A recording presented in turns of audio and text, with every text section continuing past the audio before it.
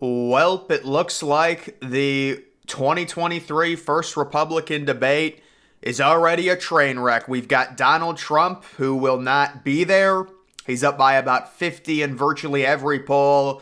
He will be doing probably some type of Twitter live counter with Tucker Carlson to steal a lot of the viewers away from Fox News. But guys, I want to talk about the actual debate and some of the people that are going to be there. I saw this headline, Asa Hutchinson, who is just like a moderate, old, 75-year-old, 0% chance of doing anything when it comes to the primaries, polling at 1%. Can we have some type of cutoff here, folks? This is not a charity event. We do not need to hear this dude talk about, I think he's a never Trump guy. It's like, how do you expect, even if you think Trump is childish, his actions after the 2020 election were bad, how do you expect to win the Republican nomination in 2023 with where this party is being never Trump? You have 0% chance, and it's a waste of everyone's time.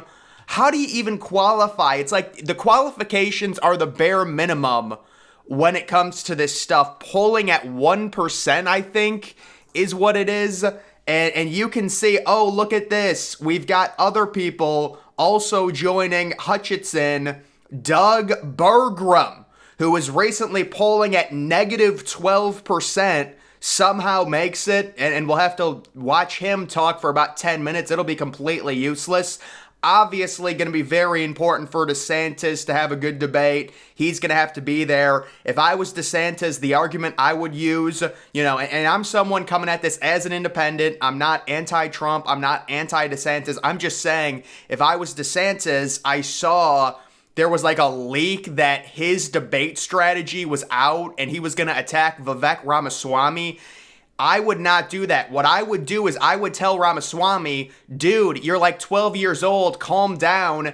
Look at what happened in 2020. I was leading the country. Now the Republicans at this point, because of my performance during the pandemic, Florida, it goes from swing state to a pure Republican state. The math completely changes when it comes to the Electoral College. In 2022, all of Trump's candidates got crushed or underperformed in the midterms. Meanwhile, I won a purple state by 20 points. Listen, I'm not trying to go to bat for DeSantis. I'm just saying what he should say, and he should be like, do people not remember what just happened during the last election? I mean, Trump, one of his candidates in Pennsylvania, Dr. Oz, lost to someone who was brain dead. And you can say, well, Mitch McConnell didn't allocate the funds properly. He should have sent more money to Trump's candidates. I get it. But still, at some point, that has to factor into the equation. So this is a big debate for DeSantis. If he gets pulled down and starts debating with Ramaswamy,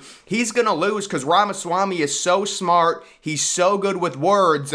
DeSantis needs to be like, listen, dude, you've never governed. You came here last week. You're 15 years old. Calm down. And guys, I like Vivek, but I'm just saying what I'd do if I was DeSantis. So DeSantis, it's a big debate for him. I'm sure he's pissed off that all these other people are going to be there trying to steal time. They're going to get asked questions like Doug Burgum. It's just a joke. And then Nikki Haley, who, listen, you can understand Nikki Haley being there.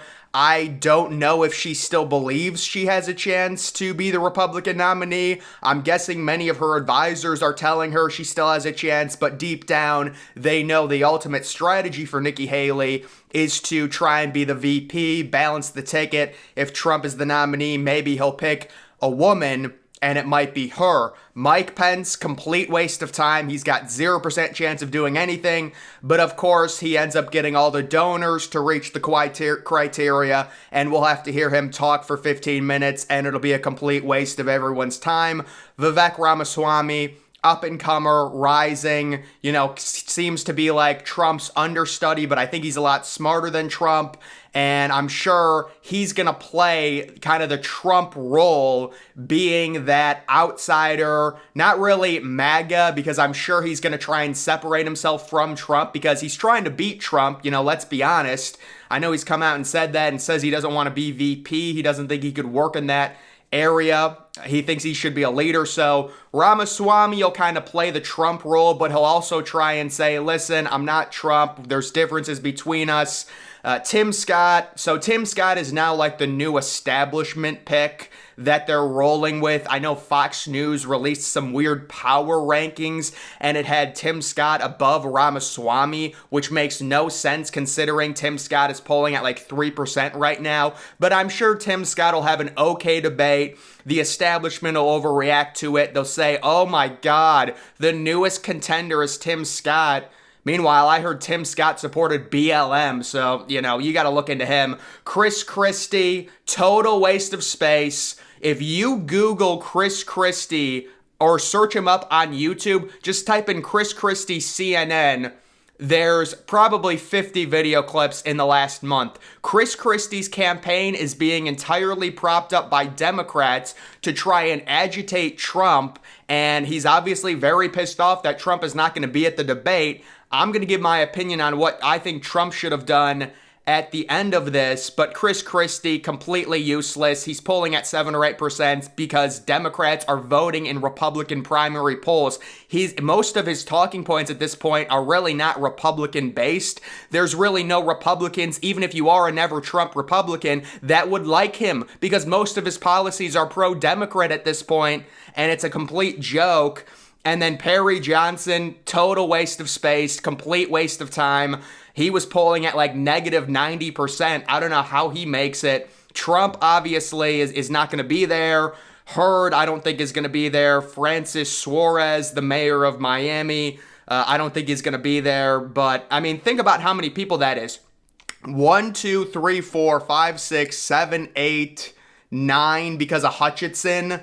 There's going to be 9 people there without Trump. Why don't we trim off the fat? This is what I would like. DeSantis, Nikki Haley, Ramaswamy, Tim Scott.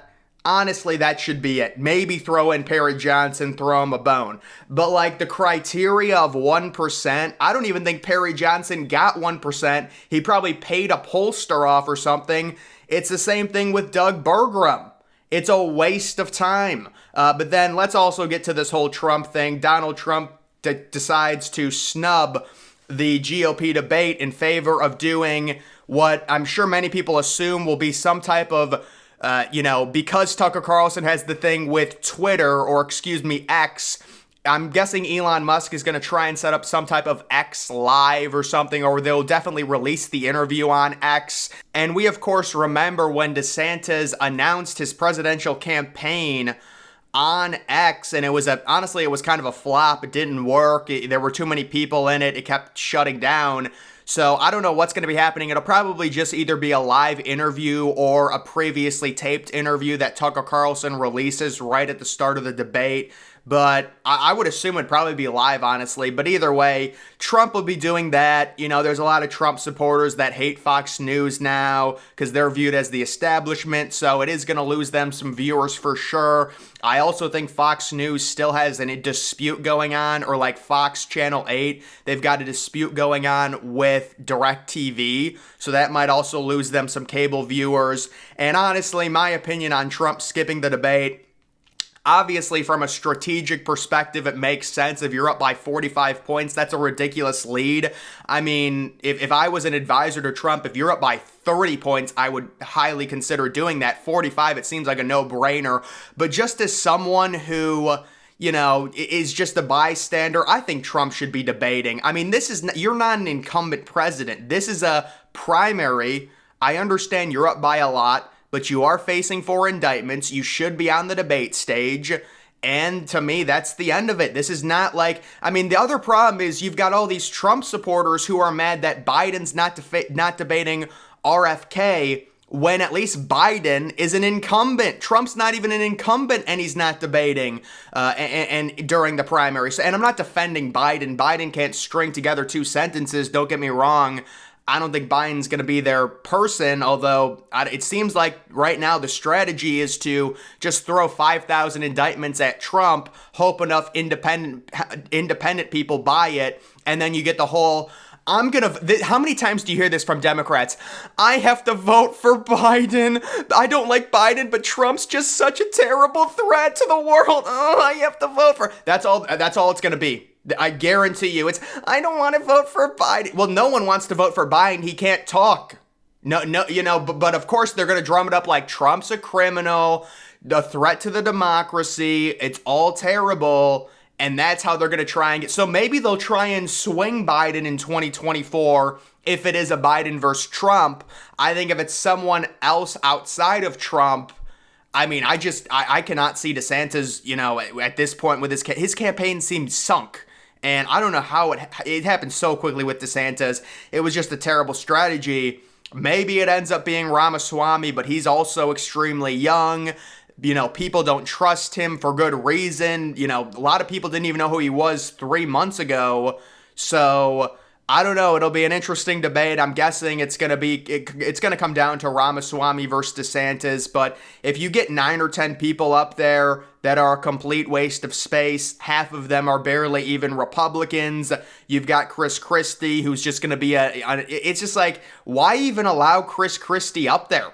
The dude is clearly not working in good faith. He's not trying to get the Republican nomination. He's trying to get a job at CNN and be kind of the Republican, useful dummy that they can make fun of and hit with a piñata, and maybe candy will fall out. So guys, that is the current situation when it comes to the first Republican debate. It's already a train wreck because there's too many people there. Even without Trump, I thought, okay, at least they have these parameters in play. You've got to get a certain number in terms of, unique donors. You have to get 1% in the poll. They probably should have upped that to 3% because then you could have at least trimmed the fat out and gotten Hutchinson out, gotten Doug Burgum out, and gotten Perry Johnson out. But unfortunately, it looks like they've all qualified and they'll be there. So that's going to do it for this video, guys. Make sure you're following me on X. Link to that's always in the description.